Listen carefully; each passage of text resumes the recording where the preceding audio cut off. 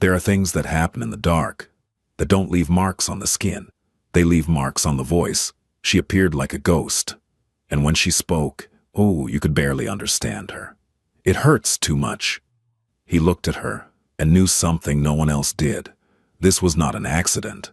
And the worst part, the one responsible was still nearby. The snow fell over Chicago like white ash, over a world that had already burned. It wasn't an ordinary snowfall.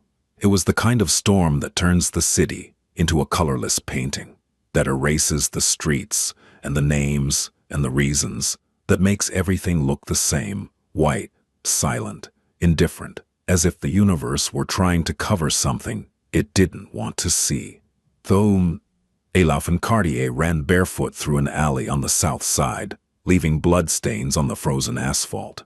Her feet had stopped hurting 3 blocks back. The cold had taken care of that, numbing the nerves, freezing the skin until it became something that no longer felt like hers. Her dress, once white, once pretty, once put on with the stupid hope that tonight would be different, was torn from shoulder to waist. She had an open wound beneath her ribs, on the left side, bleeding with every step, every breath, every beat her body insisted on producing, even though she was no longer sure she wanted to keep beating. And the eyes. Ilawan's eyes were what nobody could have forgotten. They weren't the eyes of someone who was afraid. They were the eyes of someone who was no longer afraid of dying. She was afraid of something worse, of continuing to live exactly the way she had lived until that moment. She stumbled, not over something, over nothing, over the void, over the exhaustion of a body that had been punished too many times, and had finally decided it could no longer go on. Her knees hit the concrete with a wet sound that was lost in the snow. Her hands opened against the ground, as if trying to cling to the last second before giving up. The blood beneath her ribs mixed with the frozen water on the pavement. The pain was so immense that it was no longer pain. It was white noise, a constant hum that filled everything, that left no room for thoughts, or plans, or hope. And then, with a broken voice, with her lips trembling so badly the words barely formed, with the full weight of 27 years of silence crushing her chest like a marble slab, she whispered, "It hurts too much." She wasn't only talking about her body. She wasn't only talking about the bleeding wound, or her bare feet on the ice, or the bruises no one would count because there were too many. She was talking about everything, about every blow she never reported because they told her it was her fault, about every night she pretended to sleep while the monster she called her fiancé walked down the hall with the belt in his hand. About the little sister she left behind because she didn't have time to go back for her, about the guilt that weighed more than the blood, about the fear that weighed more than the guilt, and about the exhaustion, that absolute, cellular, spiritual exhaustion of running without anyone waiting for her on the other side. A shadow stopped at the end of the alley. It made no sound. It didn't speak. It didn't move right away. It just stood there, as if the universe had placed it in exactly that spot at exactly that moment, as if everything that had happened before, the storm, the blood, the escape, the pain, had been merely the prelude to this instant, tall, a long, dark overcoat that moved with the wind like a war banner. A jaw clenched with the force of someone who has spent years containing something he cannot say. Gray eyes, cold, deep, eyes that had seen too much death to blink at one more. A man that all of Chicago's underworld knew by a single name, Soren Aldrich, 41 years old, head of the Aldrich family, heir to an empire his father built with blood, and that he maintained with a combination of intelligence, controlled brutality, and a moral code that the rest of the criminal world considered a dangerous eccentricity. The kind of man who never raised his voice because he didn't need to. The kind of man people obeyed not out of fear, though there was fear. There was always fear, but because they knew, in some high, instinctive and primordial place, that disobeying him would be the last thing they did. He looked at her, not with pity. Pity was for the weak, and Soren Aldrich was not weak, not with indifference. Indifference would have been easier, safer, more consistent with the man the world believed him to be. He looked at her with something different, something that had no name but that only exists in the gaze of someone who recognizes a pain they've already lived, like a soldier who sees a wound identical to the one that killed him once. He removed his coat. He did it slowly, without sudden movements, as if he knew, and he did, for reasons he still hadn't told anyone, that quick movements near a wounded woman are more dangerous than any weapon. He walked to her. He knelt. He placed the coat over her shoulders without touching her skin. Not a brush, not a pressure, only the fabric, heavy and warm, falling over her like the closest thing to shelter Elowen had felt in years, and with a voice that was deep, low, nearly broken by something he hadn't said in years, something lodged in his chest like a piece of shrapnel the surgeons could never extract. He answered, "That's why I'm here." She lifted her eyes. Brown eyes, dark, bright, with tears and fever. She searched for something in this stranger's face. She searched for the trap. She searched for the lie. She searched for the angle, the agenda, the hidden reason. Because in 27 years of life, every time someone had offered her help, the price had been worse than the problem. She didn't find any of that. And for the first time in her life, she found someone who didn't flinch at what was inside her, who didn't recoil from the pain or the rage or the accumulated darkness of years of survival. He stayed, kneeling in the snow, looking at her as if she were the only real thing in a world dissolving into white. Elowen tried to speak, tried to say something, but her body finally won the battle against her will, and the world went black. The last thing she felt before losing consciousness were hands lifting her from the ground. Large hands, firm, careful, hands that held her as if she were something worth saving. It had been a very long time since anyone had treated her that way. Soren didn't ask her questions. Not that night. Not because he didn't have them. He had hundreds. But because he had been in this world long enough to know that questions, when asked at the wrong time, are another form of violence. He carried her with care, one arm beneath her knees, the other supporting her back, distributing the weight so as not to press the wound on her side, as if he knew exactly where all the broken parts were, without needing to see them. The snow kept falling, the alley remained empty, and somewhere in the city, someone was looking for her. Soren knew it with the certainty of a man who has seen enough escapes to recognize one.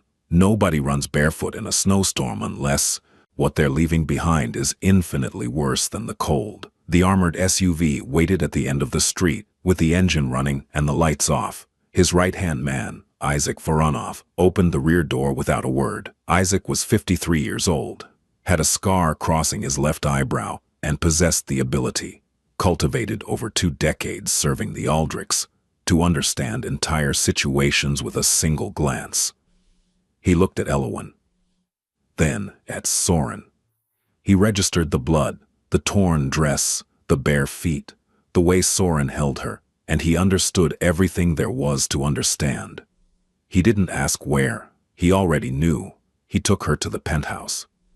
42nd floor of a residential tower in the Gold Coast, Chicago's most expensive neighborhood. A place that appeared in no public record, no name on the mailbox, no security cameras feeding external servers. The kind of place where men like Soren Aldrich could exist without the world finding them, and where the world could exist without bothering them. It had 3 exits, 2 private elevators, a security system that would have made the Secret Service weep with envy, and a view of the city that, on clear nights, made Chicago seem like something worth protecting. Elowen didn't speak during the ride. Her eyes were open but empty, like a screen with no signal. She breathed irregularly. Short, shallow inhalations, with a barely perceptible whistle, indicating the wound was affecting her lung capacity. A constant tremor ran through her arms, not from cold, but the kind of tremor the body produces when the nervous system has processed too much trauma in too short a time and no longer knows what to do with the information. Soren recognized the symptoms. He had seen them before, in soldiers after combat, in witnesses after an explosion, in women after the worst. It wasn't just the wound, it was traumatic shock. He laid her on the living room couch, a cognac-colored leather piece that cost more than most people's cars, and that was now staining with blood, without Soren caring in the slightest. He called Dr. Merrick, a retired surgeon who owed his freedom and his medical license, and probably his life, to the Aldrich family. Marek asked no questions over the phone. He never did. He said 15 minutes, and arrived in 17 with a field surgical kit and the serene expression of a man who has stitched wounds at 3 in the morning so many times it's become part of his routine.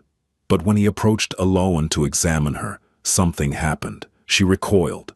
Her entire body contracted like a spring. Her shoulders rose, her knees pressed together, her hands closed into fists so tight the knuckles went white. An involuntary whimper escaped her throat. Not a whimper of physical pain. Soren knew the difference. It was the sound someone makes who associates unfamiliar male hands with suffering. The sound of a body that has learned through repetition and terror that when a man approaches, what comes next is pain. Soren raised one hand. Marek stopped immediately. "Aloan," Soren said. His voice was low, firm, without an ounce of hurry, without urgency, without impatience, only presence, as if he had all the time in the world and was willing to use it. "This man is a doctor. His name is Marek. He's going to examine your wound. Only the wound, nothing else. I'll be here, in this chair, 5 feet away. If at any point you want him to stop, say so, and he'll stop. You don't need to give a reason. You don't need to explain anything. Just say stop, and he stops. Do you understand?" She looked at him. She searched for something in his face. She didn't find the fake smile she had learned to fear. That smile Victor wore just before everything got worse. The smile of a man who enjoys the moment between the promise and the blow. Oh. She didn't find the impatience that always preceded pain. That look of, "I'm doing this for your own good," that really meant, "I'm doing this because I can." She found something worse, sincerity. A naked, unadorned sincerity without an agenda. And that frightened her more than any threat, because a stranger's sincerity at 3 in the morning meant there were still things she could believe in. And believing was dangerous. Believing was opening a door she had kept sealed for years. She nodded. A small movement, barely perceptible, but enough. Marek worked with clinical precision. The wound beneath the ribs wasn't from a bullet. It was from a knife. A thin blade, probably a high-quality kitchen knife. The kind of knife a wealthy person would have in a kitchen they never used. The cut was clean, but deep. It had gone through the muscle layer, but by millimeters hadn't reached any vital organ. It required 14 internal stitches and 9 external ones. Marek used local anesthesia. Aloan clenched her teeth through the entire procedure. Every muscle in her body was taut. But she didn't scream. She didn't cry. She didn't make a single sound. Soren watched her from the chair, and he knew, with a certainty that chilled his blood, that this was not the first time someone had stitched her up. A body that reacts this way to pain is not a body experiencing something new. It is a body that has learned to endure. It is a body trained in silence. When Marek finished suturing, he cleaned the wound one last time and covered it with sterile gauze. Then he gestured for Soren to come closer. They walked to the far end of the living room, out of Aloan's earshot. "The wound on her side will heal fine," Marek said quietly. "But that's not the worst of it. Talk." "She has old marks on her back, linear scars. Some months old. Others years. At least 2 previous rib fractures that healed without medical attention. Bruises in various stages of healing on her arms and thighs. A burn mark behind the left shoulder that appears intentional." Marek paused, the pause of a man who has seen horrible things his entire life, but still retains the capacity for outrage. "This wasn't an incident, Soren. It was a system. Someone has been hurting her methodically and over a prolonged period. Years, not months. Soren didn't respond. He only closed his eyes 1 second too long. When he opened them, there was something different in them, not rage. Rage is noisy, and what Soren felt was silent. It was something colder, more definitive, the kind of emotion that isn't expressed, but stored, organized, and converted into action. Antibiotics, painkillers, and rest, Merrick said. If the fever rises above 102 in the next 12 hours, call me. If the wound turns red or starts oozing, call me. If she stops eating or drinking water, call me. Anything else? Marek looked at him for a long moment. Yes, she needs a psychologist, but before that, she needs something no psychologist can prescribe. She needs to feel safe, and Soren, from the way that woman reacted when I approached, she hasn't felt safe anywhere in a long time. Marek left. Soren closed the door. He stood in the hallway for a full minute, his forehead pressed against the wood, breathing slowly. Processing, organizing, deciding. They prepared a room for her. Clean Egyptian cotton sheets. Water on the nightstand. An unopened, sealed bottle, because a man like Soren understood that someone who comes from where she comes from needs to be able to trust even the water she drinks. A small lamp she could turn on without getting up, with a switch within arm's reach. Clean clothes folded on a chair, a soft sweater, cotton pants, thick socks, all in approximate sizes, all unscented. All considered, Soren made sure the door had no lock on the outside, only on the inside. This was important. This was the difference between a refuge and a prison, a difference men like Victor Harlow never understood. Lock it if you want, he told her from the hallway, without entering, without peering in, giving her all the distance a wounded body and a frightened soul needed. Nobody's going to come in, including me, especially me. Elowen didn't respond. But when he walked away, he heard the click of the lock, and for a reason that shouldn't have made sense but made all the sense in the world. That hurt him more than the image of the blood on the snow, because that click meant she had learned, through beatings, stabbings, burns, that the only way to be safe was to place a physical barrier between herself and the rest of the world. And that wasn't caution. That was the legacy of someone who had destroyed her. Soren didn't sleep that night. He sat on the living room couch, the same couch where Elowen's blood was already drying on the leather, with a glass of whiskey he didn't drink, watching the city through the window. Chicago glowed below as if nothing had happened. Millions of lights. Millions of lives. And somewhere among those lights, someone was searching for a woman who was bleeding, in his living room. But Soren wasn't thinking about that.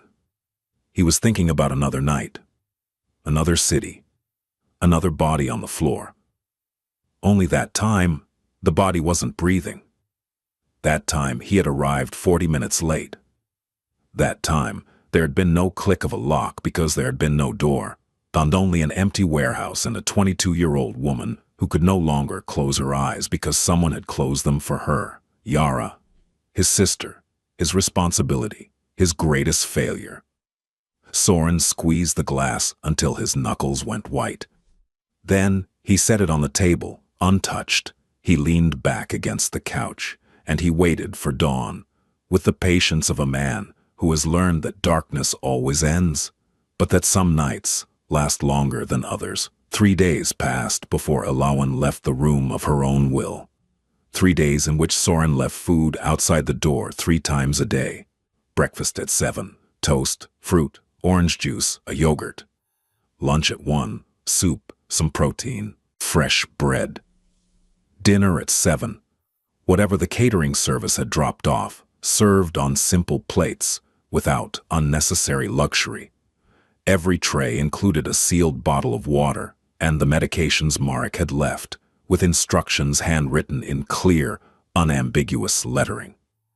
3 days in which he never knocked on the door, never spoke through it, never asked if she was okay, because the answer was obvious, and asking would have been a form of pressure disguised as concern. He simply left the tray, tapped the floor twice with his knuckle, a soft sound, non-invasive, just so she'd know the food was there, and left. The trays came back, sometimes full, sometimes half-eaten. Sometimes only the water and medications were missing. Soren registered every detail mentally, not as a jailer, as a man who had learned, too late with Yara, that the signs of someone fading are small, silent, and easy to ignore if you're not paying attention. On the second day, Isaac approached with a cautious expression. "My contacts identified the man," he said. "Victor Harlow, son of Conrad Harlow. The family operates in—" I know," Soren interrupted. "I know who the Harlows are. They're looking for her, actively. They've mobilized 6 men on the south side and are reviewing traffic cameras. Let them look." "Soren, if they find out you have her—" "What?" Soren looked at him, and the look was enough to remind Isaac why he had spent 20 years following this man, and why, in all that time, he had never questioned a final decision. "What are they going to do, Isaac? Come to my house? Demand I hand over a woman who was stabbed? Victor Harlow operates in my territory without my permission.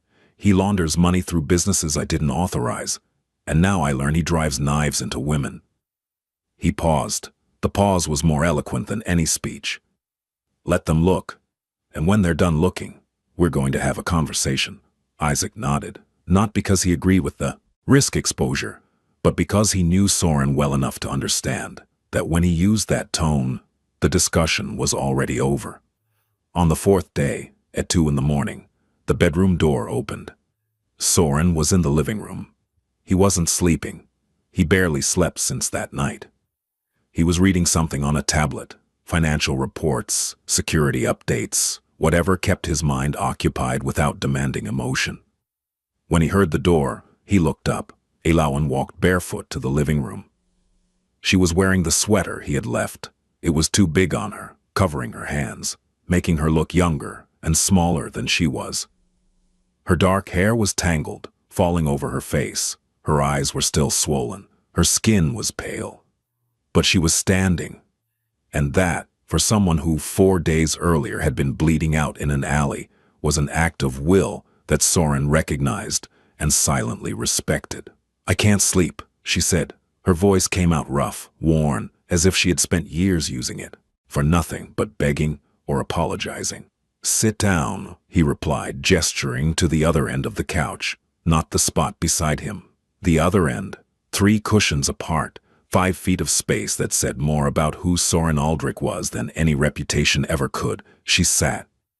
She wrapped herself in a blanket draped over the armrest. She drew her knees to her chest. And for a full hour, neither of them said a word. It wasn't an uncomfortable silence. It wasn't the kind of silence you need to fill with conversation or noise or social pretexts. It was the kind of silence that exists between 2 people who understand that words sometimes are the most cowardly way to fill a void. That sometimes presence is enough. That sometimes the bravest thing you can do for someone is simply be there, breathing the same air, sharing the same space, demanding nothing in return.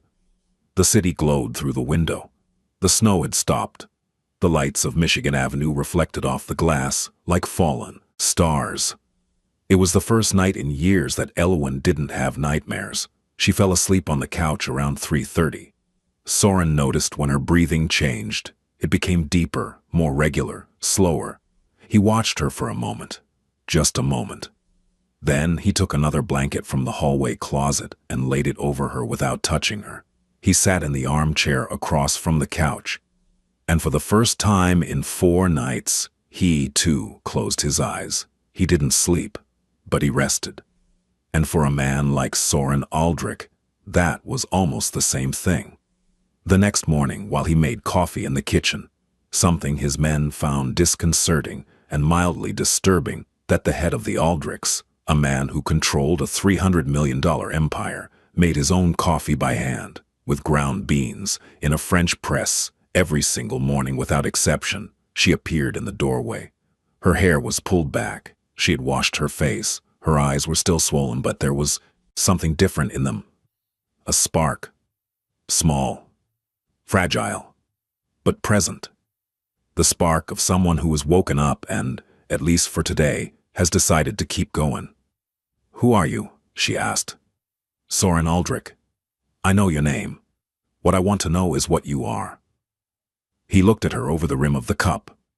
A look that, in another context, in a business meeting, in a negotiation, in a dark alley, would have made anyone step back. But she didn't step back, she held it. With her swollen eyes and the oversized sweater and her bare feet on the cold marble, she held it.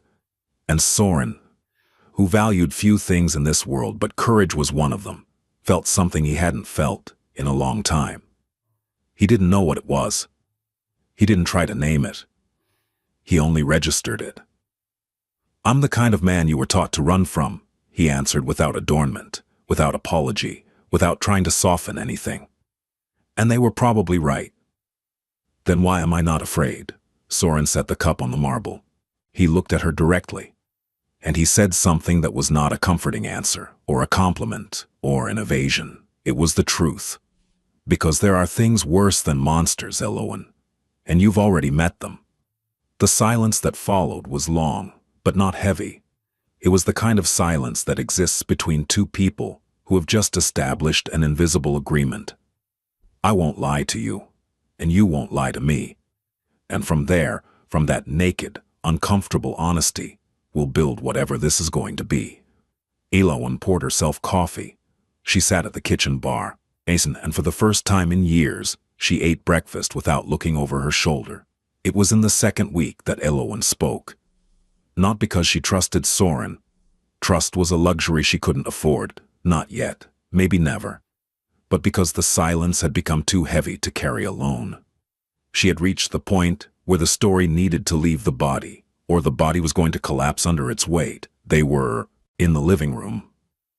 He was reading. He always read when he was with her, as if he wanted to give her the option of speaking, or not speaking, without the silence feeling like an obligation. She was looking out the window. Chicago stretched below, like an illuminated model of bad decisions and missed opportunities. "His name is Victor Harlow," she said suddenly, without preamble, without transition, as if she had been having this conversation in her head for days and simply decided to let the words out. "He's my fiancé. Or he was. I never had a choice to say no." Soren closed the book, not quickly, slowly, with the deliberate calm of someone who knows that what's coming is important and deserves his full attention. He set it on the table. He leaned back, and he looked at her with that total, absolute, unfiltered attention that made him so dangerous in a negotiation and so strangely reassuring in a conversation. Elowen spoke for 40 minutes without stopping. It was like opening a dam. The words came with the force of something held too long, disordered at first, then clearer, then with a precision that hurt, because it meant she had rehearsed this story in her head so many times she had it memorized like a script. Victor Harlow, 34 years old, heir to a family that laundered money through a chain of cosmetic clinics across 3 states. Full, handsome, in the way a knife is beautiful, shiny, and designed to cut. His father, Conrad Harlow, had brokered the engagement with the Cartier family when Elowen was 19. Her father, Gerald Cartier, a man who measured the value of his daughters by what they could produce as political and commercial alliances, handed her over the way someone signs a business contract. No consultation, no ceremony, no exit. Elowen was an asset in a transaction between families, not a person, a line in a ledger. Victor was charming for the first 6 months, the kind of charm that's studied, practiced in front of a mirror, deployed with the precision of a weapon. Flowers, restaurants, promises, attention that felt like oxygen, and Elowen, who was 19 years old and had never known what it was like to have someone pay genuine attention to her, believed it, because she needed to believe it, because the alternative was admitting she was trapped in something from which there was no escape. Then he stopped being charming. The first blow was a slap, a September night. They had argued about something insignificant. Elowen didn't remember what. The details of the provocation always fade. What remains is the sound of impact. Victor looked at her with empty eyes, raised his hand, and slapped her so hard her head turned 90 degrees. An accident, he said afterward, cradling her face in his hands with a tenderness that was worse than the blow. I was stressed. It won't happen again. And Elowen nodded, because she needed to believe it, because she still could. The second blow was a punch to the stomach that left her breathless for a full minute. The third was with a belt on her back, while she was turned away trying to open the bedroom door. After that, she stopped counting, not because the blows ceased, but because counting them was another way of reliving each one, and her mind had learned to protect itself the only way it knew how, by disconnecting. Victor was intelligent with violence, never the face after that first time, never where it would show with normal clothing, always in places that could be covered, back, ribs, thighs, upper arms, as if he had a manual, as if he had practiced, and the most terrifying thing was that he probably had. But what broke her wasn't the blows, it was Nadia Cartier, her younger sister, 15 years old. Enormous honey-colored eyes and an easy laugh that could fill entire rooms. The kind of person who still believed people were good, that promises were kept, that older siblings always came back. The only reason Elowen hadn't run before. Because Victor knew. He knew with the predatory intuition of someone who has studied fear until becoming an expert. And every time Elowen hinted at leaving, every time her eyes drifted too long toward the door, Victor mentioned Nadia. With a smile. A smile that didn't reach his eyes, a smile that said, "I can reach her before you make it to the corner." 3 weeks before that night in the alley, Elowen discovered something that changed everything. It was an accident. Or maybe not. Maybe her subconscious had been pushing her toward this for months without her knowing. Going through Victor's phone while he slept, a habit born of fear, not jealousy. She needed to read his mood before he woke up to prepare herself. She found messages, encrypted transactions, photographs, coordinates.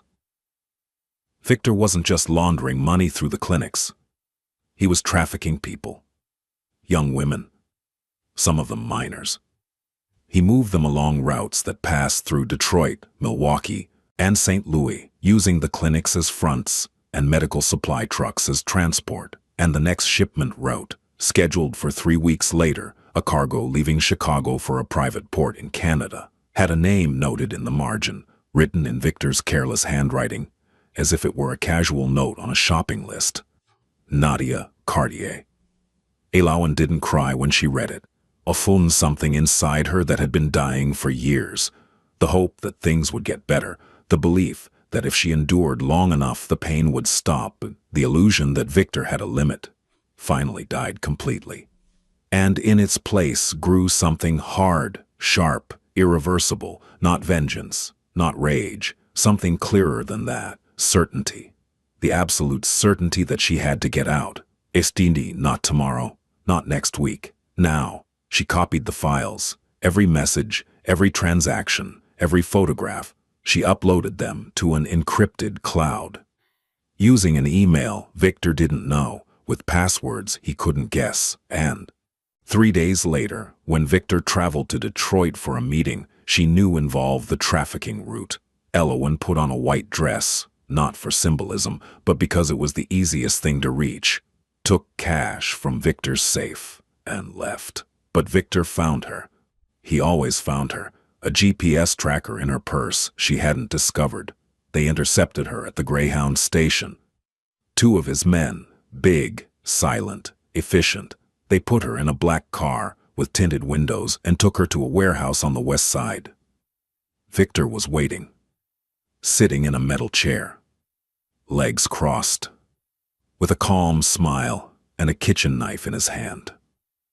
"It's not about what you took," he told her, standing slowly, running the blade along her cheek without cutting, like a painter evaluating a canvas before making the first stroke. "It's because you thought you could leave. That's what I can't allow, you understand. It's not personal, it's principle." When the knife entered beneath her ribs, Elowen didn't scream. She bit her own tongue until it bled. And when Victor turned to answer a phone call, because for him, stabbing his fiancée was a minor interruption in his schedule, an errand between a business meeting and a restaurant reservation. She crawled to the side door. Every inch was a negotiation with pain. Every second was a decision to continue. And when she made it to the alley, when the cold Chicago air hit her face like a slap of reality, she ran. She ran with no direction, no plan, no destination. Only the animal certainty that stopping meant dying, and dying meant Nadia had no one, until she couldn't anymore, until the alley, until the snow, until Soren. When she finished talking, the silence in the penthouse was so dense that it seemed to have physical weight. Soren hadn't moved. He hadn't changed expression. He hadn't interrupted. He hadn't made sounds of understanding or empathy, because he knew that those sounds, when they come from someone who hasn't lived what you've lived, can sound like condescension. But something in his eyes had darkened over the 40 minutes, like a storm forming on the horizon without making a sound, but that everyone knows will devastate everything. "The files you copied," he said finally. His voice was controlled, precise, the voice of a man converting emotion into strategy. "Do you still have them?" "They're in an encrypted cloud. Victor doesn't know where. He doesn't know they exist." Soren nodded slowly, processing, calculating. "And your sister?" Elawan closed her eyes, and for the first time since arriving at the penthouse, she cried, not in silence like the previous nights, when tears fell on their own, in the darkness of the room, as if her body needed to drain without her permission. This time she cried with sound, with trembling, with the abandon of someone who has maintained a wall for years, and who finally feels the first crack and knows that if she lets it spread, the entire wall will collapse. "She's still with my father. He won't protect her. He never protected us. He saw us as bargaining chips. Nadia still believes Dad is going to take care of her. She still believes that." Her voice broke on the last sentence. Not for herself, for Nadia, for the innocence her sister still possessed, and that the world was about to destroy. Soren stood. He walked to the window. He looked at the city for a full minute. Chicago was still there, indifferent, glittering, oblivious to the pain that existed on the 42nd floor of a tower that didn't even appear on maps. When he spoke, his voice had a new edge, not of rage, of something deeper, of a decision that was already made before the words formulated it. "Victor Harlow operates in my territory. He uses my roots. He launders money in my city. He traffics people I swore no one would touch. He crosses lines I drew 15 years ago when I took control of this family. That makes it my problem, not your problem, my problem. I'm not asking you to fight my battles," Elawan said, wiping the tears with the back of her hand, with a dignity that cost her everything she had. "You're not asking, and I'm not doing it for you," she frowned, confused. "Then for whom?" Soren didn't turn around. He kept looking at the city, but his reflection in the glass showed something his face never allowed the public to see. Pain. Old. Calcified. Encrusted. The kind of pain that doesn't heal because you don't let it heal, because healing it would mean letting go of something, and letting go would mean forgetting, and forgetting is a betrayal Soren Aldrich was not willing to commit. "I had a sister," he said, and the words came out as if each one weighed tons, as if every syllable were a brick that had to be torn from a wall, built to let nothing through. "Her name was Yara. She was 22 when they killed her. She was smart, smarter than me probably. She studied architecture at Northwestern. She wanted to design public libraries. Libraries. That's what she cared about. That people would have a beautiful place to sit and read." He paused, not briefly. At length, the pause of a man visiting a room in his memory that he keeps locked. "A deal that went bad. A partner who decided the best way to pressure me was to take her. I was in Detroit. 40 minutes by plane. 40. A flight delayed by bad weather. A phone call that arrived 16 minutes late because my phone was on silent during a meeting that didn't matter." He turned. He looked at her directly, and Elawan saw, for the first time, what lay behind Soren Aldrich's mask. Not coldness, not control, not power. Guilt. A guilt so enormous, so all-consuming, so embedded in every fiber of his being that it had become the very structure on which he had rebuilt his life. By the time I arrived, there was nothing left to save, only a body on the floor of a warehouse that looked a lot like the one you described. A lot. The silence that followed was different from all the silences before. It wasn't the comfortable silence of two people sharing space. It was the sacred silence that exists when someone shows you the worst wound they have and you decide not to look away. "Why are you helping me?" Elowen asked, her voice cracking on the last syllable, because no one helped her when she needed it. That "her" filled the entire room, filled the space between them, filled the silences of the weeks before, filled the food trays left untouched, and the sleepless nights, and the click of the lock, and the morning coffee. Elowen understood then. Soren Aldrich hadn't picked her up from the alley out of charity, or strategy, or interest, or whim. He had picked her up because every woman who bled alone in the dark was Yara. Every time he didn't arrive in time. Every time the world failed. Every time someone with power looked the other way. She was the opportunity the universe was giving him to do what he couldn't do then. Not a second chance to save his sister, because Yara was dead and nothing would bring her back, but a second chance to be the man he wasn't that night. She said nothing. There was no need. Some truths are so large that words don't do them justice. That night, Elowen didn't lock her bedroom door. And Soren, for the first time in 6 years, didn't dream about the warehouse. The weeks that followed were strange, not good or bad. Strange, like learning to breathe after being underwater so long you forgot what air felt like. Like walking through a house that isn't yours, but that begins slowly, imperceptibly, to feel like something close to home. Soren didn't change his routine for her. He still woke at 5 in the morning. He still made calls in a low voice from his study, a space Elowen had never seen and didn't try to see because she understood there were parts of Soren's life that existed in a darkness where she didn't need to go. He still received men in suits in the living room who looked at her with poorly concealed curiosity and who, after a single look from Soren, a look that wasn't a threat but something worse, an instruction, stopped looking at her as if she had never existed. But he changed small things. He changed the details, and Elowen, who had survived 8 years with Victor by learning to read details, like an animal reads the signals of a predator, noticed every single one. He left books on the dining room table, not the ones he read, essays on geopolitics, military history, biographies of men who changed the world through force, but others. Novels, poetry.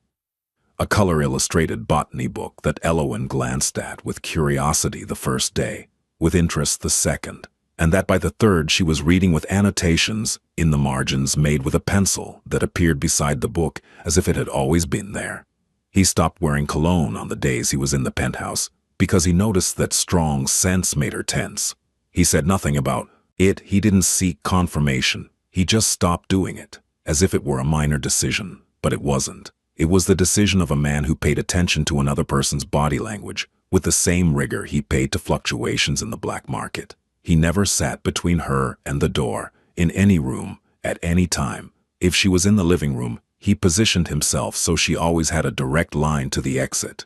If he entered the kitchen while she was cooking, something she started doing in the 3rd week, simple dishes at first, then more elaborate ones that filled the penthouse with aromas that smelled like life. He positioned himself so she could leave if she wanted without having to pass beside him.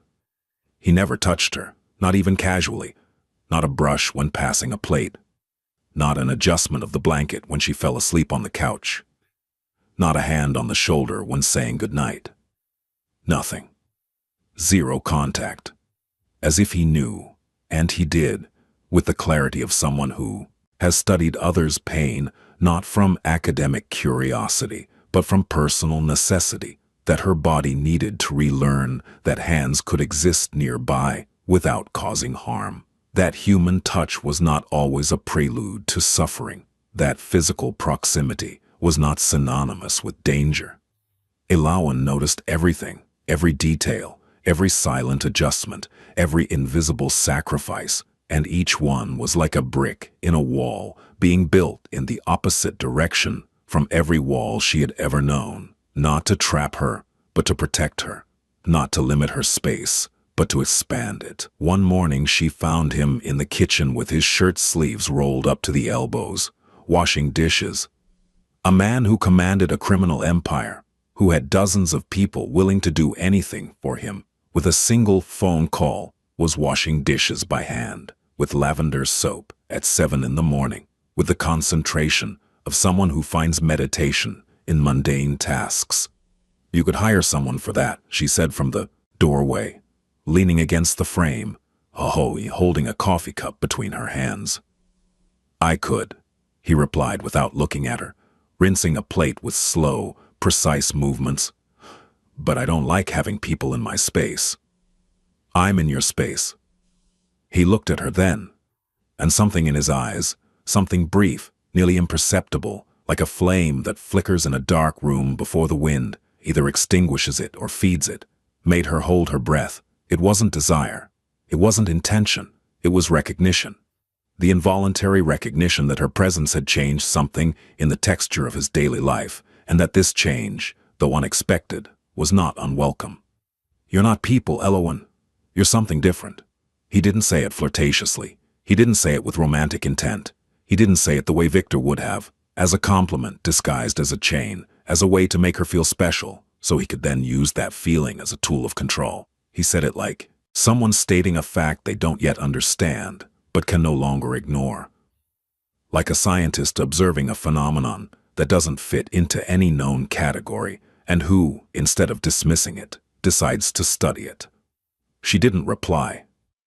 She poured more coffee. She sat at the bar, and for the first time in years, she let her bare feet dangle from the stool without feeling like the floor might open beneath her. The first time they touched was an accident. Elowen was trying to reach a book on a high shelf in the living room. The botany book she'd been reading referenced another text that Soren had apparently placed on the upper shelf, probably without thinking about the height difference. She stretched, got on her tiptoes, reached the book's spine with her fingertips. But when she pulled, the wound on her side, already healing but still sensitive, still a constant reminder of what had happened, sent a sharp stab of pain that made her lose her balance. Soren was behind her. He had just entered the living room. He saw her sway, and his body reacted before his mind. Instinct, training, the reflexes of a man who has lived in a world where half a second marks the difference between life and death. He caught her, his hands on her waist, firm, careful, without pressure, exactly the force needed to stabilize her without squeezing. Elowen went still, not because she was afraid. And that was what astonished her. She didn't tremble. She didn't recoil. She didn't feel the familiar nausea she associated with male contact. What she felt was different. It was warmth, a clean warmth. Safe, like sunlight on your face after an endless winter. Like warm water on frozen hands, like coming home after a journey so long you'd forgotten the house existed. "Are you okay?" he asked. His voice was closer than usual. She could feel his breath in her hair. But he didn't move. He didn't release her, but he didn't tighten his grip either. He gave her exactly what she needed, the option. "Yes," she whispered. And then, in a voice so low it was barely a sound, "Don't let go yet." He didn't let go, and for 30 seconds that felt like 30 years. They stayed like that, her with her back against his chest, him behind her, his hands on her waist, his pulse against her back, 2 hearts beating. In a rhythm neither had requested but both needed, with an urgency they couldn't explain, and didn't try to explain. Then she stepped away, slowly, without hurry, and he let her go, without resistance, without question, without visible disappointment. He let her go with the same naturalness with which he had held her, as if both gestures, holding and releasing, were equally important, equally respectful, equally necessary. Neither mentioned what had happened, not that afternoon, not that night, not the next day. But something had changed, something invisible but definitive, like a crack in a wall of ice through which spring begins to seep. And that night When Elowen fell asleep on the couch while reading, Soren laid a blanket over her, and as he did, his fingers brushed her hair. A gesture so small it barely existed. But for a man who hadn't been gentle with anyone in 6 years, who had turned hardness into identity and distance into survival, it was like opening a door he had welded shut with the intention of never walking through again. And on the other side of that door, there was no darkness, there was light. Victor Harlow was not a patient man, but he was methodical. He had that rare and dangerous combination of emotional impulsiveness and strategic coldness. He could stab a woman in a fit of control and 1 hour later organize a search operation with the efficiency of a logistics director. It took him 3 weeks to locate Elowen, not because Soren was careless. The penthouse security protocols were airtight, designed by an Israeli specialist Soren had hired 5 years prior. But because Victor had something that money couldn't buy and loyalty couldn't absolutely guarantee, a mole. His name was Dmitry Korczak. Polish, 38 years old. He had been with the Aldrichs for 7 years. He was discreet, efficient, invisible, the kind of man nobody notices at meetings, who walks through hallways without making a sound, who is always there but never stands out. Perfect for security, perfect for betrayal. Victor paid him 3 times what Soren did, and Dmitry owed a gambling debt to a Warsaw syndicate that not 3 lifetimes of work could settle. The math was simple. Betraying Soren was risky but survivable. Not paying Warsaw was a guaranteed death sentence. It was Dmitry who told Victor the woman was in the Gold Coast penthouse. It was Dmitry who disabled the North Corridor cameras during scheduled maintenance windows. And it was Dmitry who left the service entrance to the underground parking garage open at 3 in the morning on a Tuesday in February, claiming the sensor was malfunctioning. Elowen woke to the sound of footsteps that were not Soren's. She knew it with the certainty of instinct. In the weeks she'd been in the penthouse, she had learned to distinguish his way of walking, firm, spaced, with weight distributed, like someone who knows how to move silently but chooses not to, who walks with intention, not stealth. These footsteps were different, fast, multiple, furtive, the kind of steps that try not to be heard, which makes them infinitely more terrifying than any heavy footfall. She got up. Her heart was beating so hard she could feel it in her wrists, in her temples, in her throat. But she didn't freeze. That was the new thing. That was what weeks alongside Soren, weeks of safety, of respect, of being treated like a human being, had given back to her. The ability to react instead of shutting down. She grabbed the first thing she found, a heavy table lamp, marble base, an object that in another life was decorative and in this one was a weapon, and pressed herself against the wall beside the door. The door opened. A man came in. It wasn't Victor. It was one of his soldiers, big, fast, with a syringe in his right hand. Ketamine probably, something to knock her unconscious without killing her, because Victor wanted her alive, because dead she couldn't suffer. The man turned toward the bed, expecting to find her asleep. Elowen smashed the lamp into his temple with every ounce of force her 140-pound body could produce. The marble connected with bone. The sound was wet, definitive. He dropped to his knees. She didn't wait to see if he got up. She ran. In the hallway, chaos had already erupted. 2 of Soren's men were on the floor, not dead, incapacitated by electric shocks. Another was fighting an intruder near the kitchen, bodies slamming against marble with sounds like miniature car crashes. And at the end of the corridor, lit by the cold light of the moon, streaming through the floor-to-ceiling window, Soren Aldrich was standing. He had a gun in his right hand. His jaw was smeared with blood that wasn't his. His hair was disheveled for the first time since Elowen had known him, and his eyes, those gray eyes that had been her first refuge, burned with something she had never seen in him. Not rage, not fear, but a determination so absolute it seemed to alter the gravity around him. He was facing 3 men who had made the terminal mistake of entering his home. Elowen watched him move and understood for the first time why the world feared him. It wasn't the violence. She had known violent men her entire life, and violence alone doesn't earn respect, only terror. It was the precision, Every movement was calculated, every decision made before the situation demanded it. He didn't fight with rage. He fought with a terrifying calm, like a surgeon operating under fire, like a chess player moving pieces on a board where the pieces bled.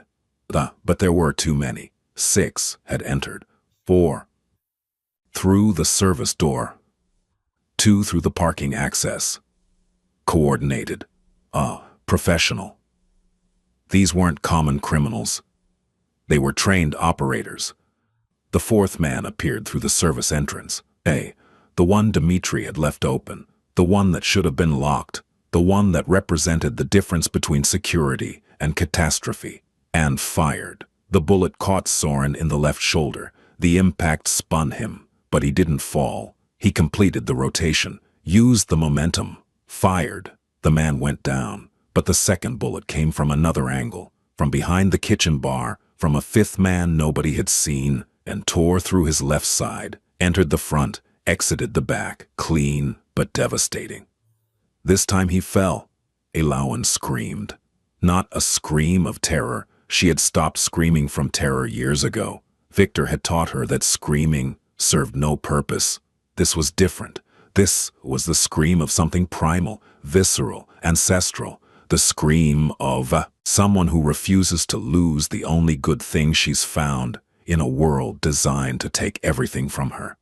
She ran to him. The remaining men were already being contained by Isaac and the response team that arrived seconds later. Men who lived on the floor below, trained for exactly this contingency, who came up the stairs with the efficiency of a well-oiled machine. But Elawan didn't see any of that. She didn't see the weapons. She didn't see the blood that wasn't hers. She didn't see the intruders being subdued. She only saw Soren on the floor, his hand pressing against his side, his eyes still open, still alert, still searching for her through the chaos, as if she were the only thing that mattered in a room full of armed men. Are you okay?" he asked, bleeding on the floor of his own home, with a bullet in his shoulder and another that had passed through his torso. And the first thing he asked was if she was okay. Elawan knelt beside him. She put her hands over the hood, wound on his side. She felt the blood, warm between her fingers, viscous, real, terrifying in its abundance. She held his gaze with an intensity he had never seen in her. Not the look of a frightened woman, but the look of a woman who was deciding in that instant that she would not allow the universe to take one more thing from her. "It hurts," she whispered. She wasn't talking about her body. She was talking about seeing him like this, about knowing he had placed himself between her and death as if his life were worth less than hers.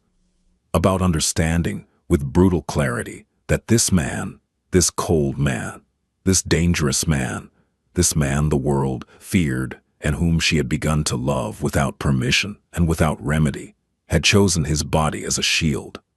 Soren looked at her, and with his voice weakened, with blood on his lips, with the same certainty he had spoken with that first night in the alley, with the same gravity, the same calm, the same presence, he murmured, "That's why I'm here."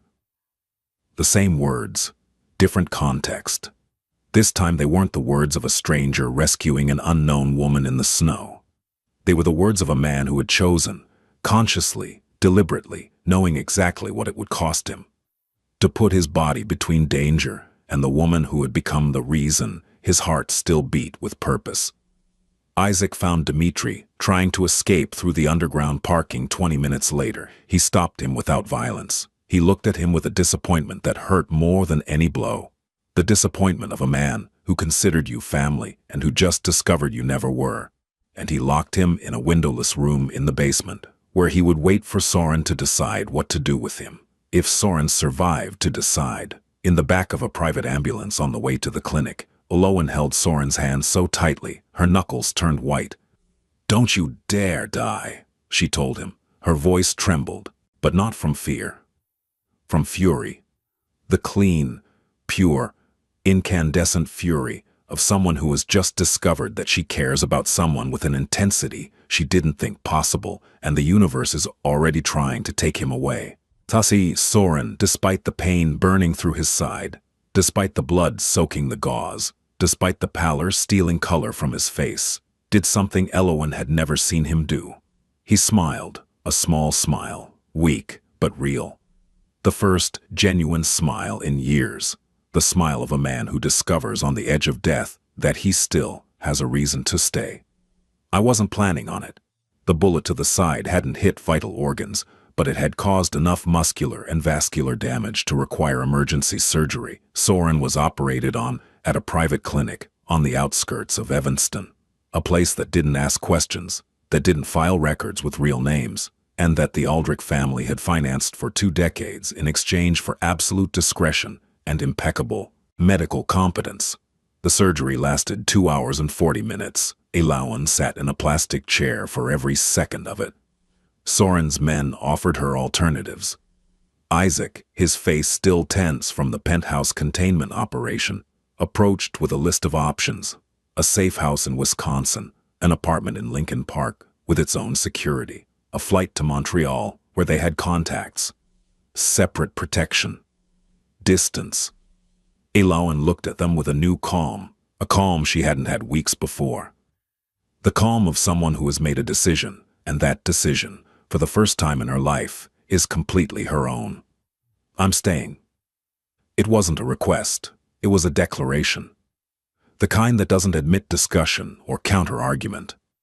Isaac didn't argue. He'd seen enough in his 20 years alongside Soren to recognize when something was inevitable.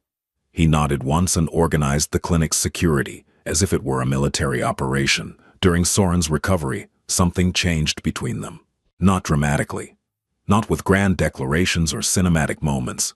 It changed the way seasons change. Slowly, inevitably, in the details nobody points out, but everyone feels. Like the exact moment when cold stops being cold and the air begins to smell of wet earth. Elowen read to him, not deep books or transcendental poetry. She read him newspaper articles about absurd things: a man in Wisconsin who collected antique mail boxes and had more than 400 in his yard, a woman in Japan who knitted sweaters for penguins rescued from oil spills, an annual competition in Finland where men carried their wives through an obstacle course and the prize was the wife's weight in beer.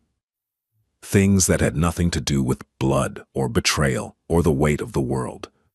Things that existed only to remind them that the world also contained absurdity and humor and tenderness and all those small things that make life worth living even when most of the time it seems not to be worth anything. Soren listened with his eyes closed and an expression his men didn't recognize.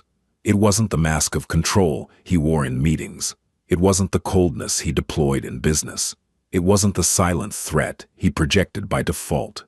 It was something soft, something human, something he had buried with Yara in that grave at Graceland Cemetery, and that Elowen was unearthing without even trying, with articles about penguins in sweaters and wife-carrying competitions.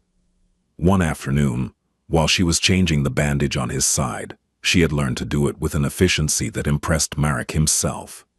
"You have a surgeon's hands," he told her, and she replied, "I have the hands of someone who learned to patch herself up alone." Her fingers paused over the new scar. "You have a lot of these," she said quietly, tracing the map of cuts, impacts, and sutures that decorated Soren's torso like an atlas of dangerous decisions.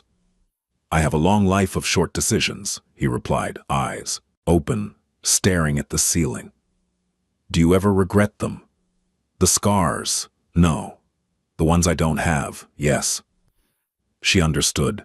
The scars he didn't have were from the battles he didn't fight. The times he arrived late. The times he wasn't there. The 40 minutes he needed to save Yara. This one's new," she said, touching the wound on his side with a gentleness that contrasted with the brutality of how it had been made. "That one's yours," he replied, stopping his gaze at the ceiling to look at her directly. Without evasion, without metaphor. He didn't say it as an accusation. He said it as a fact. That wound existed because he chose to place himself between her and a bullet, and he would do it again, without doubt, without hesitation, without regret. Just as she had a scar beneath her ribs that told Victor's story, he now had one that told Eloan's. And both scars, in some way, answered each other. Eloan pulled her fingers back, not because the touch frightened her, but because what she felt was so large, so expansive, so impossibly vast that she didn't know where to put it. It was like trying to hold the ocean in her hands. She couldn't, but she didn't want to let go either. Soren, she said, and his name in her mouth sounded different from how it sounded in anyone else's. Not like a title, not like a threat, not like a surname of power, like something sacred, like a word that held more meaning than its 5 letters could contain. I'm not a cause. I'm not your sister. I'm not your second chance. I'm not your redemption. He looked at her for a long time, slowly, with that intensity that made the air go thick and time lose its relevance. I know. Then what am I? I don't know yet, he said, and the honesty of that admission was more powerful than any declaration would have been. But I know that before you this house was silent, and now it's not, and I don't want it to be silent again. It was the most honest declaration Soren Aldrich had ever made in his life. More honest than any oath. More vulnerable than any wound. It wasn't an "I love you," because "I love you" was easy to say and even easier to fake. It was something harder, rarer, more valuable, an "I need you," said by a man who had built his entire existence around not needing anyone, and who now, in a clinic bed, with fresh sutures and an aching body, discovered that his greatest strength was also his deepest weakness. Before confronting Victor, they had to get Nadia out. This was non-negotiable. It was the condition Eloan set before any plan, any strategy, any move. Her sister first, everything else after. Eloan insisted on participating in the planning. Soren didn't want her to, not because he underestimated her. After watching her smash a marble lamp into the skull of an armed man, underestimating Eloan, Cartier would have been an unforgivable miscalculation, but because he knew what it meant to get close again to the world she had escaped. He knew that every mile closer to her father's house was a mile closer to the hell she'd left behind. But Eloan looked at him with those eyes that were no longer the eyes of a broken woman. They were the eyes of a woman who was rebuilding herself piece by piece, scar by scar, decision by decision. The eyes of someone who was choosing, for the first time in her life, the shape of her own story. She's my sister. I'm not going to hide. Soren studied her for 5 long seconds. He looked for fear. He didn't find any. He looked for doubt. None. What he found was determination. Pure, clean, immovable. The determination of a woman who had already paid the highest price a person can pay, and who now had nothing to lose except the only thing that still mattered. All right, but we do it my way. If something goes wrong, you listen to me without arguing, understood? Understood. The operation was surgical in its precision.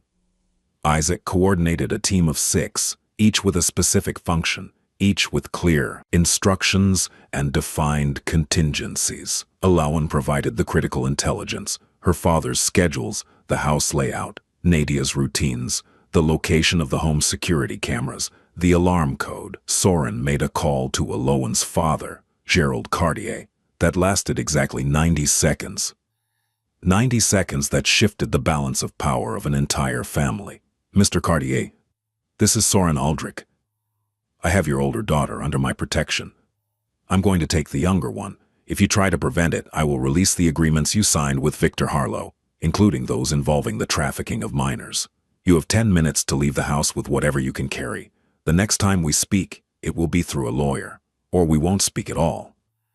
Gerald Cartier didn't respond. He didn't beg. He didn't threaten. He didn't try to negotiate, because Gerald Cartier was, fundamentally, a coward. And cowards, when faced with someone who doesn't fear them, don't fight. They run. 10 minutes later, his car pulled out of the garage of the Winnetka house and took the highway south. He didn't come back. Nadia was in her bedroom when Eloan walked in, the room of a 15-year-old girl.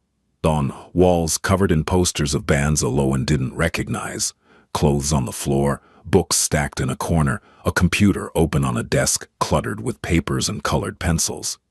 Nadia looked at her, and her eyes, those honey-colored eyes identical to their dead mothers, the same eyes Elowen saw every time she needed to remember why to keep going, filled with something that wasn't surprise. It was relief. The devastating relief of someone who has been waiting for something they no longer believed possible. Elowen. Her voice cracked on the second syllable, and then she ran. She crossed the room in 3 steps and launched herself at her sister with the full force of a teenager who had spent weeks not knowing if her older sister was alive or dead. Elowen wrapped her arms around her, held her tight, felt her body shake, felt the warm tears on her neck, felt, for the first time since that night in the alley, that everything she had endured, the knife, the pain, the escape, the weeks of rebuilding, had served a purpose. "Let's go," Elowen said, and in that single phrase was everything: forgiveness for having left her, rage for having had to, and the promise that never again. Never again. Nadia didn't need an explanation. She was 15, but she wasn't naive. She was the daughter of a world where intuition develops fast or doesn't develop at all. She grabbed a backpack, packed what she could: a sweater, a book, a phone charger, the photo of their mother from her nightstand, and walked to the door, holding her sister's hand. In the hallway, she encountered Soren. She looked him up and down with the absolute, total, unshakable distrust of a 15-year-old girl who has grown up in a family where big, silent men are synonymous with danger. She assessed him the way you assess an unfamiliar dog, with caution, with distance, searching for signs of threat. "Who is he?" she asked Elowen, without taking her eyes off Soren. Elowen looked at Soren. Soren looked at Elowen. And in that exchange of glances there was an entire conversation that didn't need words, a conversation about what they were, what they weren't, what they were beginning to be. "Someone who's going to take care of us," Elowen answered. Nadia evaluated Soren for 5 more seconds. She measured him with that ability teenagers have to see through the layers adults wear, and arrived directly at the center. Then she nodded once, a gesture that was simultaneously conditional approval and implicit warning, as if to say, "Fine, but if you hurt her, you'll deal with me."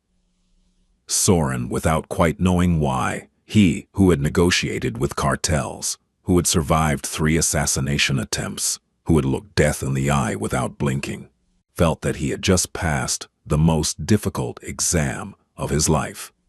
Victor Harlow agreed to the meeting because he was arrogant, because he believed the world operated according to his rules, because he thought Soren Aldrich was simply another man of power with whom he could negotiate, make deals, trade favors. Another cog in a machine Victor believed he controlled. He was wrong. The meeting was at a closed restaurant in the West Loop, a high-end Italian place that closed on Mondays. The table was set as if for a normal business dinner. White tablecloths, crystal glasses, artisan bread in a basket, a bottle of wine nobody was going to drink. Soren arrived first. He sat down. He didn't order anything. He waited with the patience of a man who knows time is on his side. Victor arrived with 2 bodyguards, shark smile, impeccable 3-piece suit, gold cufflinks, Italian shoes that cost more than most Americans' monthly salary. The kind of man who walks through the world as if it were a foreign catalog from which he can take whatever he wants, including people. He sat across from Soren, crossed his legs, poured himself wine without waiting for an invitation. "Aldrich, I believe you have something that belongs to me."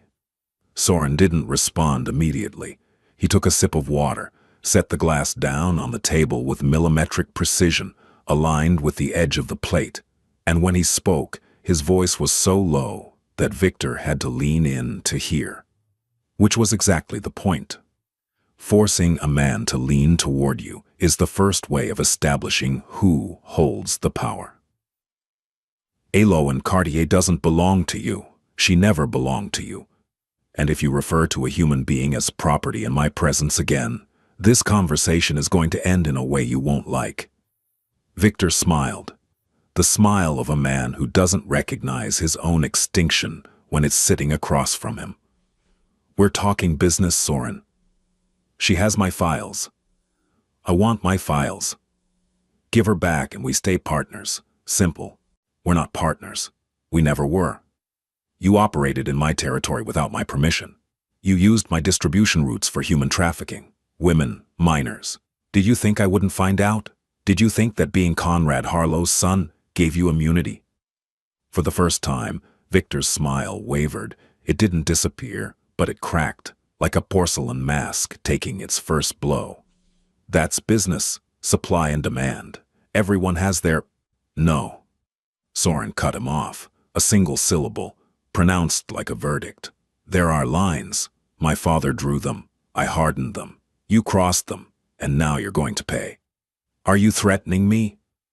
Soren leaned forward, slowly, controlled. His eyes were two black surfaces without reflection, without warmth, without mercy. The eyes of someone who has already made a decision, and that decision has no appeal. "I'm informing you, Olowen's files are already in the hands of 3 federal agencies, FBI, ICE, and the Illinois District Attorney's Office. Your clinic network has been under IRS audit since this morning. Your father was detained 40 minutes ago at O'Hare Airport trying to leave the country on a forged passport. Your accounts in Switzerland and the Caymans are frozen, and you, Victor, are sitting in an empty restaurant surrounded by my men, drinking wine you didn't pay for, believing you still have options." Victor looked around. The waiters were gone. The kitchen door was closed. His bodyguard on the right wore an expression he'd never seen before, fear. The one on the left wasn't moving, not by choice, but because Isaac and another member of Soren's team stood behind them, visible, calm, with clear instructions.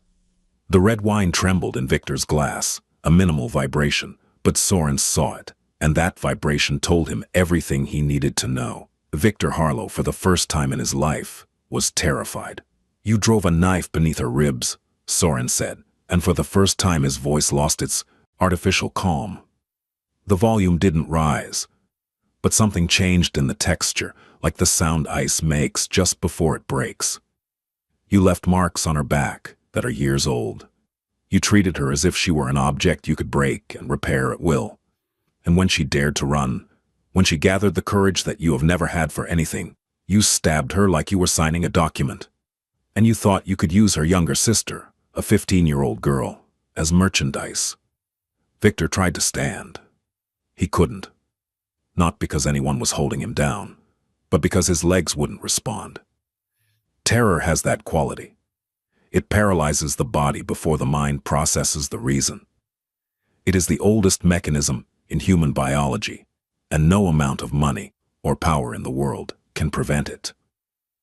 Soren stood up. He walked around the table with slow, measured steps, each one echoing in the silence of the empty restaurant. He stopped beside Victor, leaned down, and whispered into his ear, something Victor would feel in every nightmare he had left. "You're going to prison. You're going for a long time. And every day you're in there, every night in a cell that doesn't lock from the inside. Every morning you wake up unable to decide even what you eat for breakfast. You'll know it was her who put you there. Not me. Her, the woman you thought was weak. The woman who destroyed you without raising a fist." He straightened up, adjusted his jacket sleeves with the calm of someone who has just finished a routine task. He looked at Victor one last time, with the coldness of someone who has already dismissed something from his field of vision and will never look at it again. "Call the feds," he said. And he walked out of the restaurant.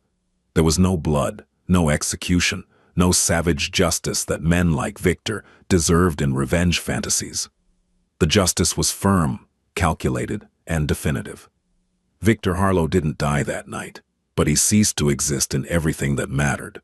His name, his power, his freedom, his ability to cause harm, all confiscated, all dismantled, all handed over to the system that, for once, was going to work the way it should. What nobody knew until afterward was that Soren wasn't well, the shoulder wound, the one in his side, and a third problem nobody had detected, a fragment from the penthouse bullet that had lodged near the clavicle and that the initial surgery hadn't found, because it was hidden behind inflamed tissue, had created a perfect storm of internal damage, infection, progressive inflammation, pressure on a subclavian artery.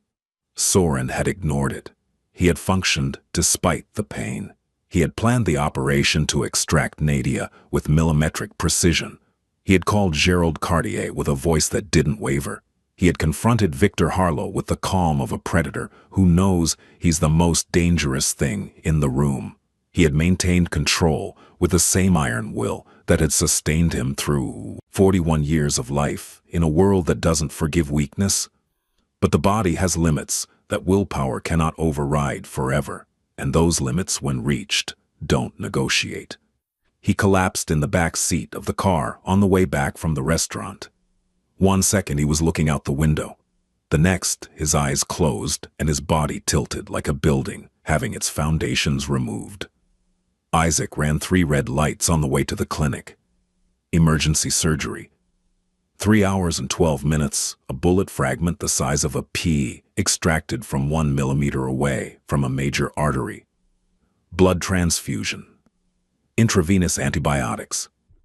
A team of 4 who worked in silence with the concentration of people who know they are operating on the most dangerous man in Chicago, and that the outcome of their work has implications far beyond medicine. Alawan arrived running, literally running. Nadia was behind her, trying to keep up, backpack still on her shoulder because she hadn't had time to put it down anywhere. When Dr. Merrick came out of the operating room, still wearing his surgical cap and with freshly washed hands, he wore that expression doctors use when the news is neither good nor bad, but a gray space where everything depends on time and factors medicine cannot control.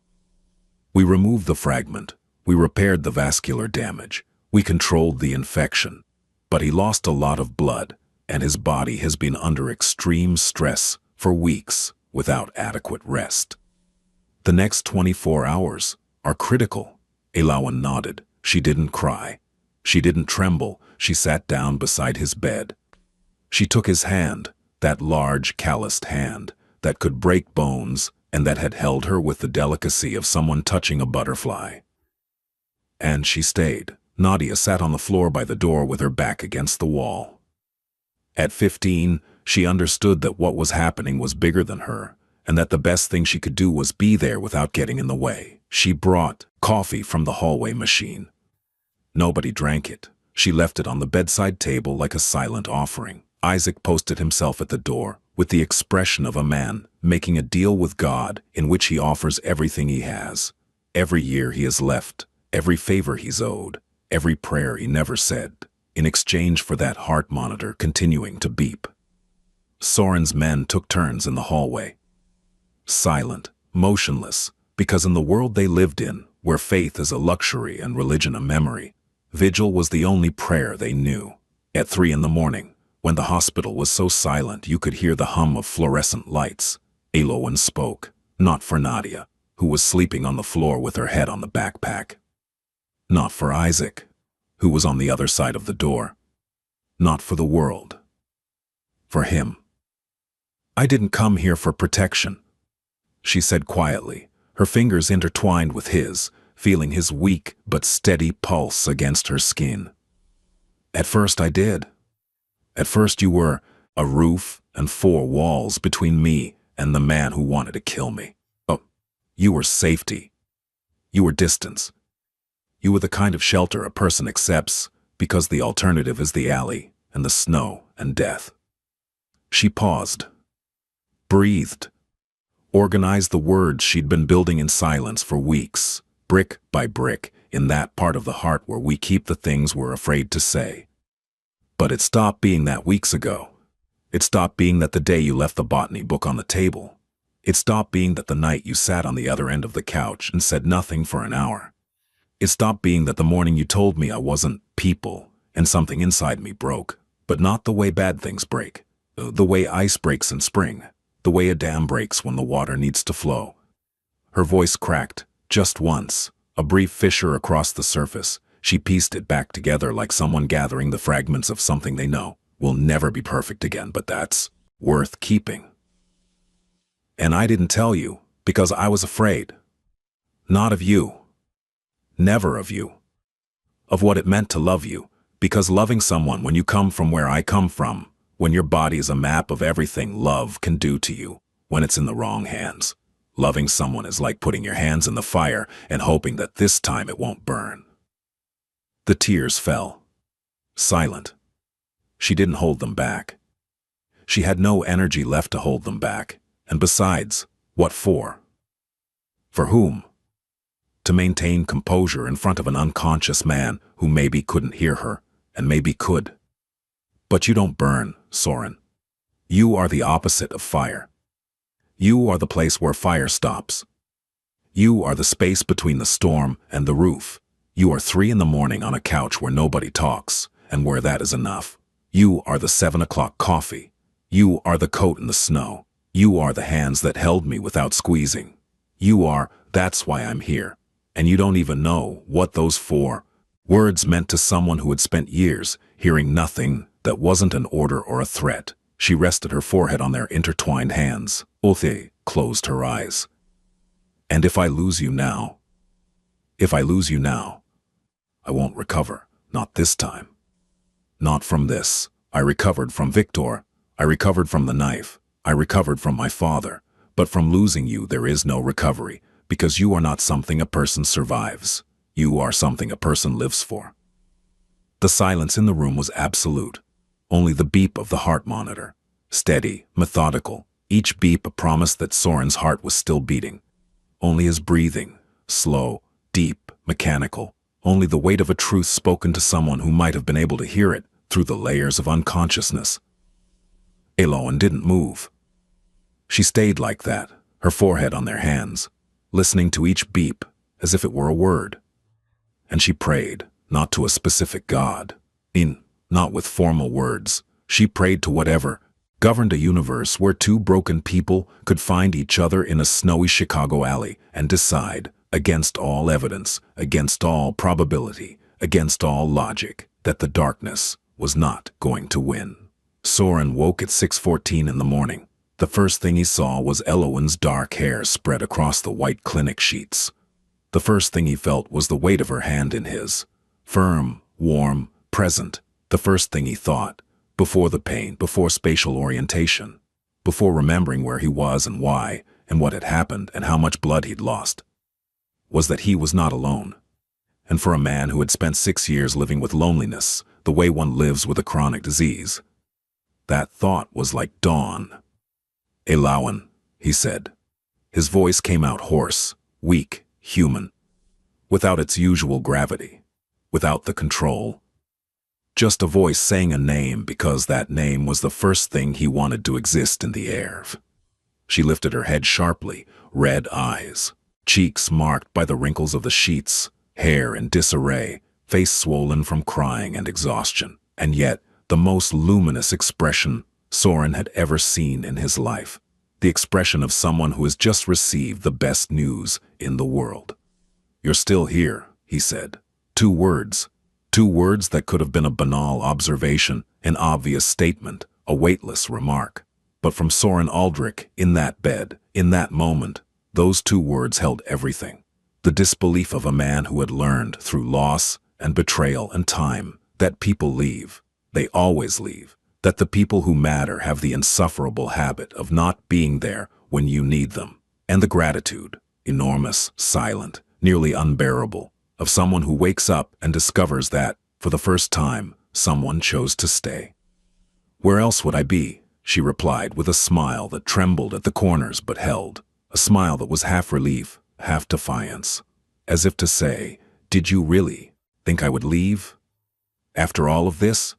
Soren squeezed her hand, not with force, with intention, with the exact pressure that says, "I have you," without needing to speak the words.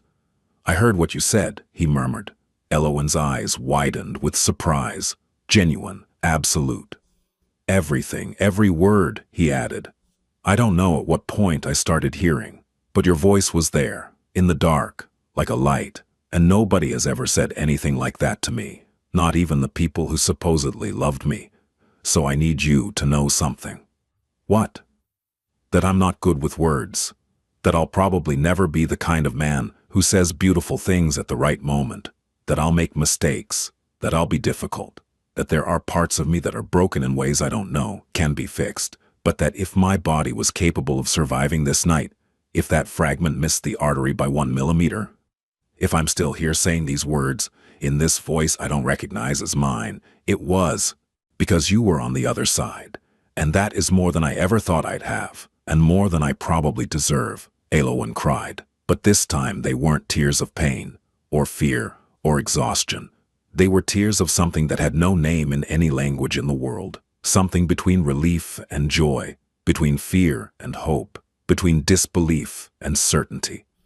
Tears that fell not because something was breaking, but because something was being built, something fragile, imperfect, new, something neither of them had ever had, and that both of them deserved more than they knew. And he, with an effort his body protested in every muscle fiber, every suture, every nerve ending screaming at him not to move, raised his free hand and wiped a tear from her cheek with his thumb.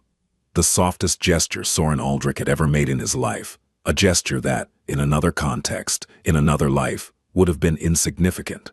But in that clinic room, at 6 in the morning, between a man who should have been dead and a woman who should have stopped believing, it was everything. From the floor, by the door, Nadia watched them with open eyes.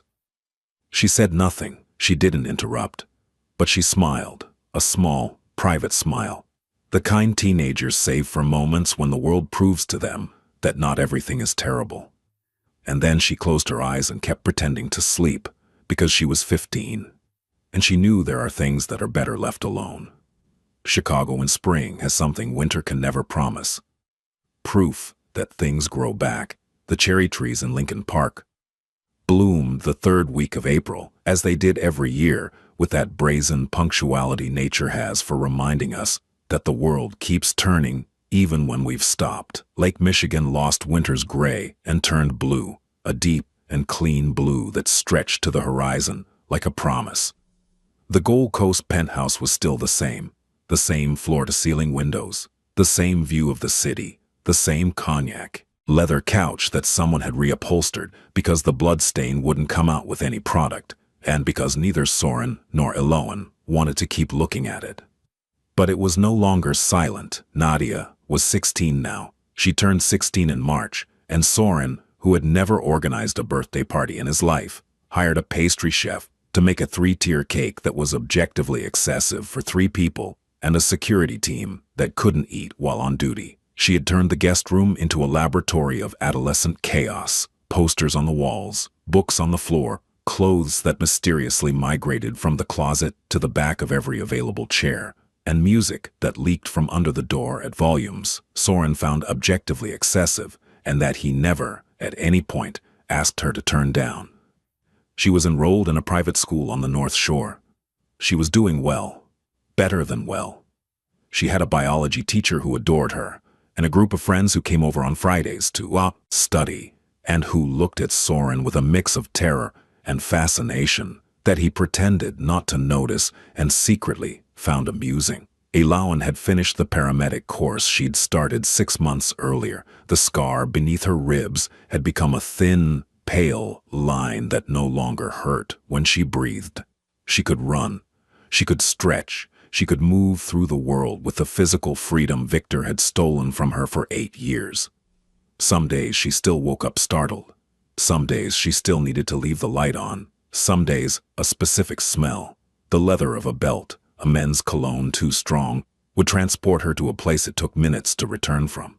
But those days were fewer, and every time she opened her eyes in the dark, she found Soren awake beside her, without questions, without pressure, just there, present, constant, like a wall between her and everything trying to reach her. Soren had restructured part of his operation, not all of it. This was not a fairy tale, and he had never pretended to be a saint, nor promised to be one. The Aldrich Empire still existed. It was still powerful. It still operated in gray territories where the law didn't reach, and where the rules were written by men like him. But the lines he had drawn hardened until they became immovable. Human trafficking, eliminated. any business involving minors exterminated with an efficiency that made it clear there would be no second chances. Operations that harmed civilians shut down. What remained was still dark, still an empire built in foundations society didn't approve of, but it had a code that was no longer just his, it was theirs. Alowan's, Nadia's, Yara's, whose name now meant something more than a grave. Together they created the Yara Foundation, a comprehensive assistance program for women and girls escaping situations of violence, trafficking, and abuse. Safe shelters in 3 cities, free legal assistance, psychological support with trauma specialists. Job, reintegration programs, educational scholarships, all funded with money that came from places nobody asked about and that reached hands that desperately needed it. Alowan ran it. With the same determination with which she had survived Victor, with the same intelligence with which she had copied the files, with the same courage with which she had run barefoot in the snow. Every woman who walked through the Foundation's doors was in some way Yara, and in some way Alowan, and in some way every woman who had ever said, "It hurts too much," and found no one on the other side. Soren protected it, not as a protector, as a partner, as the part of the team that ensured the doors were locked, that the files were confidential, that nobody, no ex, no trafficker, no cowardly father, could reach the women who sheltered there. Victor Harlow was sentenced to 34 years in federal prison, no possibility of parole for the first 20. Alowan's files, every message, every transaction, every photograph she had copied that night while Victor slept, were the centerpiece of the case. The prosecutor called it the most devastating evidence I've seen in 15 years of practice. Conrad Harlow died of a heart attack 2 months after the arrest, in an extradition hotel in Geneva, alone and forgotten. Gerald Cartier disappeared. Rumors placed him somewhere in South America, living off the money he managed to withdraw before the accounts were frozen. Alowan didn't look for him. Nadia didn't ask about him. Some absences are more eloquent than any goodbye. Dmitri, the traitor, was handed over to authorities with enough evidence to guarantee his own conviction. Soren didn't touch him. Not out of mercy. Soren Aldrich was not a merciful man. But because Alowan had taught him, without speeches, without sermons, without moral lessons, simply with her presence and her example, that there are forms of justice that don't require blood, that sometimes the worst, revenge is letting the system do its work, that sometimes the most powerful way to win is not becoming what you destroyed. One evening in May, one of those spring nights where Chicago becomes kind, where the air is warm and the windows can be open and the sounds of the city arrive like an imperfect lullaby, Alowan was sitting on the living room couch, holding a cup of chamomile tea that had long gone cold, reading a Foundation report. Nadia was asleep. Her music no longer leaked from under the door. The city glowed. Soren walked in, took off his jacket, loosened his tie, and sat beside her, not at the other end of the couch, like at the beginning, next to her. No space, no distance, with the ease of someone for whom closeness is no longer a risk, but a choice, and one he makes every day without hesitation. He put his arm around her shoulders. She leaned against his chest. She listened to his heart, that heartbeat that nearly stopped on an operating table and that now sounded so firm, so present, so undeniably alive. A heartbeat she had learned to recognize as the sound of safety, not the safety of an armored building or a team of bodyguards, the safety of knowing that someone is there, that someone stays, that someone chooses you every day, not because they have to, but because they want to. Soren? Do you remember what you said to me the first night, in the alley? Every word. I want you to know something, she said, and her voice was soft but firm, like water running over stone. It doesn't hurt anymore. He pulled her closer, rested his chin on her head, closed his eyes, and said, in the softest voice Alowan had ever heard him use, softer than that night in the alley, softer than that morning in the clinic, the voice of a man who finally, after 6 years, allows himself to be tender. You will never face pain alone again. Never. She lifted her head. She looked at him. She looked at him with those brown eyes that had seen hell and that still, despite everything, against everything, beyond everything, were capable of shining. And with that smile that was hers and only hers, the one that had survived the beatings, the knives, the sleepless nights, the guilt, the fear, the alley, the snow, and that was still, after everything, capable of lighting up an entire room, she replied, "Neither will you." Outside, Chicago kept spinning, noisy, relentless, indifferent. The traffic on Lakeshore Drive sounded like a distant river. The lights on Navy Pier flickered like stars that refused to go out. And somewhere in the city, in an alley on the south side, last winter's snow had melted months ago, taking with it the blood stains and the traces of a night that changed two lives forever. But inside those walls, on that couch, under the dim light of a lamp Elowen had chosen, because it reminded her of something warm, something she couldn't name but recognized as the feeling of being exactly where she was meant to be.